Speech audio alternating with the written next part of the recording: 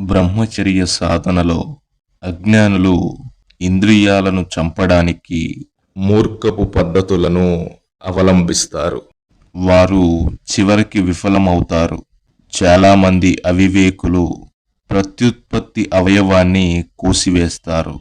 అలాంటి ప్రక్రియ ద్వారా కామాన్ని నిర్మూలించవచ్చని వారు భావిస్తారు.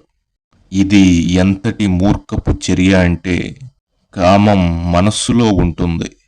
మనస్సును అణిచివేస్తే ఈ బాహ్య మాంసపు అవయవం ఏం చేయగలదు? ఇంకొందరు ఈ అవయవాన్ని చంపడానికి టన్నుల కొద్దీ నక్స్ వమీకాను మింగుతారు. బ్రహ్మచర్యంలో కేంద్రీకృతం కావాలనే వారి ప్రయత్నంలో వారు విఫలమవుతారు. నక్స్ వోమికా తీసుకోవడం వల్ల వారు నపుంసకులు అయినప్పటికీ వారి మనస్థితి మాత్రం మారదు. కావలసింది ఇంద్రియాలను వివేకవంతంగా నియంత్రించడం.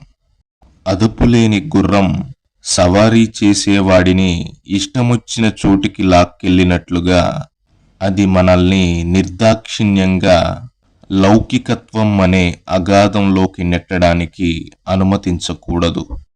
స్త్రీల నుండి పారిపోవడానికి ప్రయత్నించవద్దు.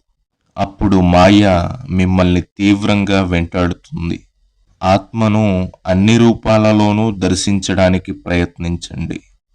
ఓం ఏక్ సత్ చిత్ ఆనంద ఆత్మ అనే సూత్రాన్ని తరచుగా జపించండి. ఆత్మకు లింగభేదం లేదని గుర్తుంచుకోండి. లైంగిక వాంఛను అణిచివేయడం మీకు పెద్దగా సహాయపడదు. కామాన్ని అణిచివేస్తే తగిన అవకాశం వచ్చినప్పుడు, సంకల్పం బలహీనపడినప్పుడు, వైరాగ్యం క్షీణించినప్పుడు, వ్యాధి సోకి బలహీనపడినప్పుడు అది రెట్టింపు శక్తితో తిరిగి వ్యక్తమవుతుంది. బ్రహ్మచర్య సాధనలో కావలసింది కామాన్ని నిర్మూలించడం, అంతేకాని దాన్ని అణచివేయడం కాదు. దేనినైతే అణచిపెడతారో దాని నుండి మీరు ఎప్పటికీ విముక్తి పొందలేరు.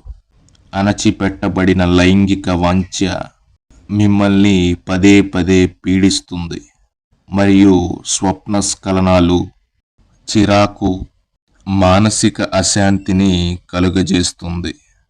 ప్రార్థన, ధ్యానం, పవిత్ర గ్రంథాల అధ్యయనం ద్వారా మనస్సు దివ్యమైన ఆలోచనలతో నిండినప్పుడు మనస్సును ఉపసంహరించుకోవడం ద్వారా లైంగిక వాంఛ నిర్వీర్యమవుతుంది.